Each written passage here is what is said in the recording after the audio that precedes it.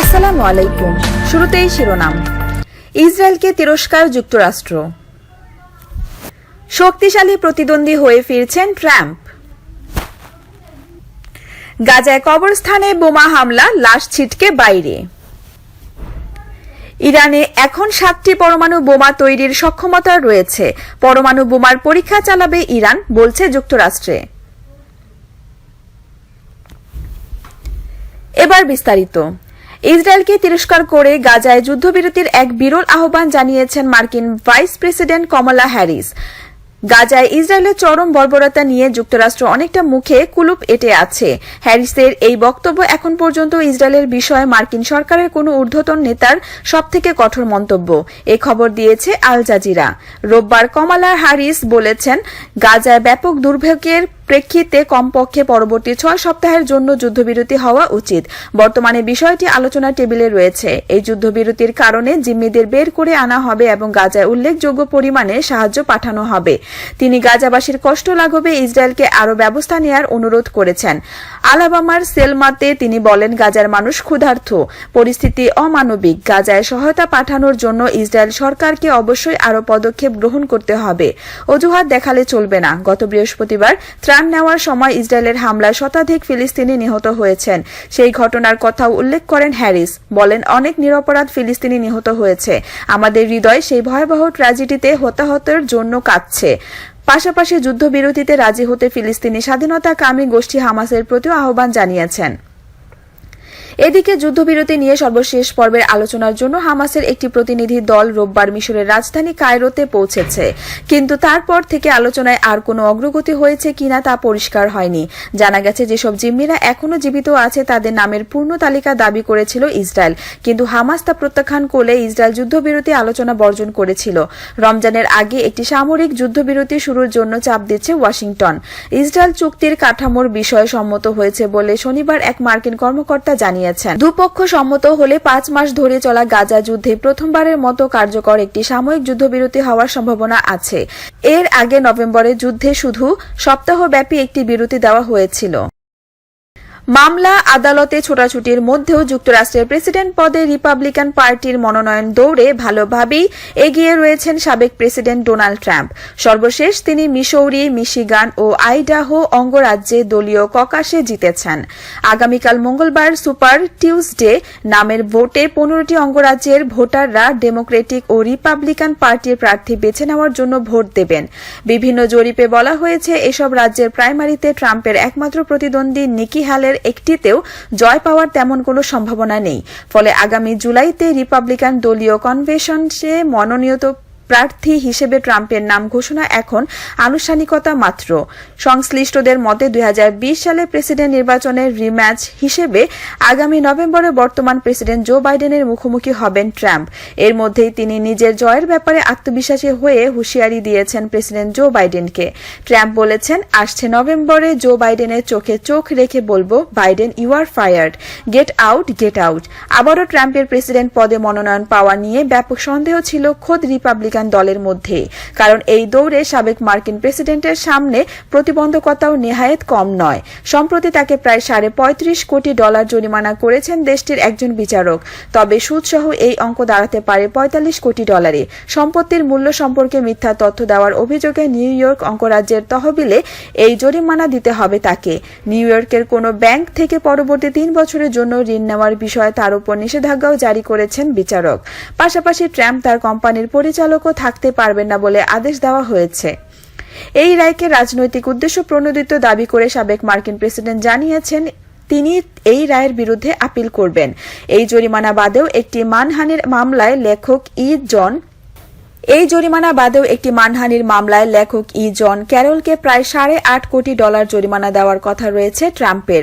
এখন পর্যন্ত মোট 5টি মামলার মুখোমুখি হতে হয়েছে তাকে। এর মধ্যে সরকারি গোপন নথি নিজের কাছে রাখা এবং ক্যাপিটল হিল দাঙ্গায় উস্কানি দেওয়ার অভিযোগে মামলা চলছে তার বিরুদ্ধে। তবুও ট্রাম্পের এত জনপ্রিয়তা কেন? বিবিসির এক খবরে বলা হয়েছে, ট্রাম্পের আইনি ঝামেলা দিন দিন যতই বাড়তে থাকুক না কেন, প্রেসিডেন্ট নির্বাচনের জন্য রিপাবলিকানদের মধ্যে তার জনপ্রিয়তা একটুও কমেনি। গত এপ্রিলে যখন প্রথমবারের মতো অভিযুক্ত হওয়ার পর থেকে বস্তুত তার পক্ষে সমর্থন বেড়েছে, যদিও ট্রাম্পই হলেন ফৌজদারি মামলায় অভিযুক্ত হওয়া প্রথম সাবেক মার্কিন প্রেসিডেন্ট। প্রথমবার গ্রেফতার হওয়া ও আদালতে হাজিরা দেওয়ার পর থেকে ট্রাম্পই পরিণত হয়েছেন রিপাবলিকান ভোটারদের প্রথম পছন্দে। যুক্তরাষ্ট্রে ইপসেসের শীর্ষস্থানীয় একজন কর্মকর্তা ক্লিফোর্ড ইয়ং মনে করেন, ট্রাম্প এবং তার সমর্থকদের মধ্যে যে একত্রতা বোধ তা ভাঙা কঠিন হবে। রিপাবলিকান ভোটারদের 40 থেকে 45% ট্রাম্প সমর্থক। তারা ট্রাম্পের চোখ দিয়েই দুনিয়াকে দেখে। তারা বিশ্বাস করে ট্রাম্পের প্রতি অন্যায় করা হচ্ছে। তার বিরুদ্ধে এসব অভিযোগ রাজনৈতিক উদ্দেশ্য প্রণোদিত। গোপন দলিলপত্র নিজের কাছে রাখার অভিযোগ, ট্রাম্পের বিরুদ্ধে যে হামলা তা নিয়ে বিবিসি কিছু রিপাবলিকান ভোটারদের সঙ্গে কথা বলেছে এবং একই রকম মতামত পেয়েছে। এ বছরের শুরু থেকে ট্রাম্পকে একদিকে প্রচারাভিযানের সময়সূচি এবং আরেকদিকে আদালতে হাজিরা দেওয়া, এই দুটি সামাল দিতে হচ্ছে। দোষী সাব্যস্ত হলেও বা দণ্ডিত হলেও প্রেসিডেন্ট নির্বাচনে প্রতিদ্বন্দ্বিতা থেকে সরে না দাঁড়ানোর ঘোষণা আগেই তিনি দিয়ে দিয়েছেন। আপাতত যা দেখা যাচ্ছে তা হল, ট্রাম্প জনসমর্থনের দিক থেকে বর্তমান প্রেসিডেন্ট বাইডেনের চেয়ে কিছুটা এগিয়ে আছেন। দ্য ইকোনমিস্টের সর্বশেষ জরিপ বলছে এখন 46% জনমত ট্রাম্পের পক্ষে, আর বাইডেনকে চান 44% মার্কিনী। গত বছরের সেপ্টেম্বর থেকে জনপ্রিয়তায় বর্তমান প্রেসিডেন্টকে ছাপিয়ে যেতে শুরু করেন ট্রাম্প। অন্যদিকে সাম্প্রতিক সময় বাইডেনের ফিটনেস নিয়ে আলোচনা গড়িয়েছে অনেকটা। সাইকেল চালাতে গিয়ে পড়ে যাওয়া কিংবা বিমানে উঠতে গিয়ে হোঁচট খাওয়ার ঘটনাগুলো খুব একটা ভালো ধারণা দেয় না তার শারীরিক সক্ষমতার ব্যাপারে। যদিও সর্বশেষ তার চিকিৎসক জানিয়েছেন শারীরিকভাবে ফিট আছেন তিনি। তারপরও এসব ঘটনার পরিপ্রেক্ষিতে 77 বছর বয়সী ডোনাল্ড ট্রাম্পকে 81 বছর বয়সী জো বাইডেন কতটা চ্যালেঞ্জ ছুড়ে দিতে পারবেন, সেই প্রশ্ন বড় হয়ে দেখা দিচ্ছে। ফিলিস্তিনিদের অবরুদ্ধ গাজা ভূখণ্ডের একটি অস্থায়ী কবরস্থানে বিমান হামলা চালিয়েছে ইসরায়েল।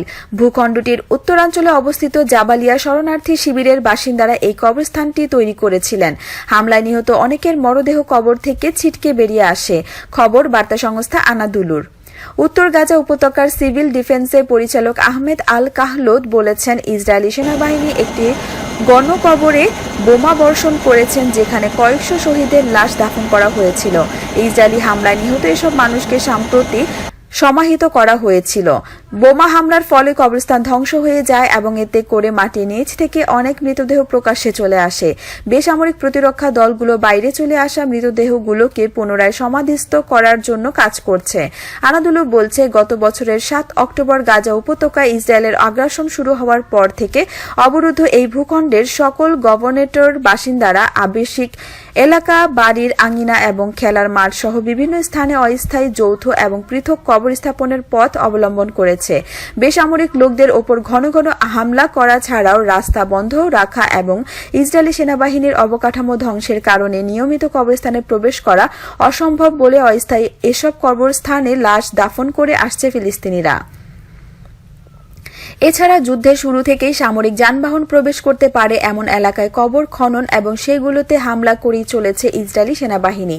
ইচ্ছাকৃতভাবে কবরস্থানের মতো স্থানগুলোকে ধ্বংস করা এবং এগুলোকে সামরিক লক্ষ্যবস্তুতে পরিণত করা আন্তর্জাতিক আইনের লঙ্ঘন। ইসরায়েলের এই ধরনের কর্মকাণ্ড যুদ্ধাপরাধ হিসেবে বিবেচিত হতে পারে। গত বছরের 7 অক্টোবর হামাসের নজিরবিহীন আন্তঃসীমান্ত হামলার পর থেকে ইসরায়েল গাজা উপত্যকায় অবিরাম বিমান ও স্থল হামলা চালিয়ে যাচ্ছে।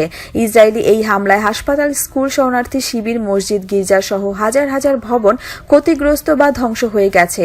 ফিলিস্তিনের গাজা ভূখণ্ডের স্বাস্থ্য মন্ত্রণালয় জানিয়েছে, গাজায় ইসরায়েলের আক্রমণের ফলে এখন পর্যন্ত 30,410 জন ফিলিস্তিনি নিহত হয়েছেন, যাদের বেশিরভাগই নারী ও শিশু।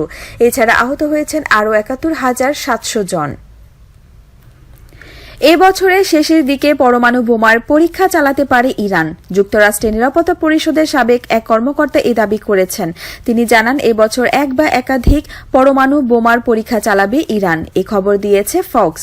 খবরে জানানো হয়, রবার্ট গ্রিনওয়ে নামের ওই কর্মকর্তা বর্তমানে ওয়াশিংটনের হেরিটেজ ফাউন্ডেশনের সিনিয়র উপদেষ্টা হিসেবে কর্মরত রয়েছেন।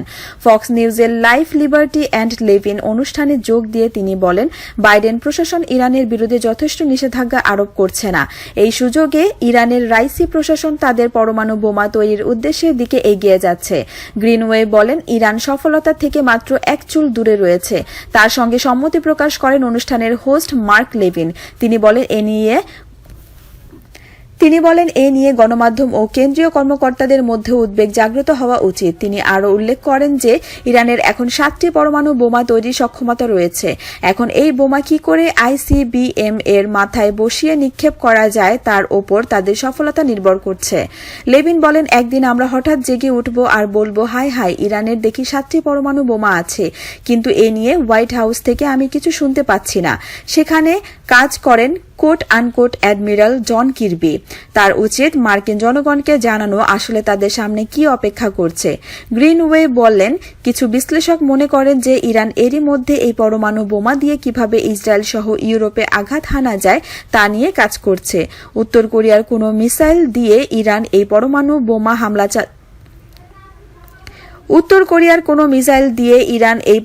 বোমা হামলা চালাতে পারে বলেও আশঙ্কা প্রকাশ করেন তিনি।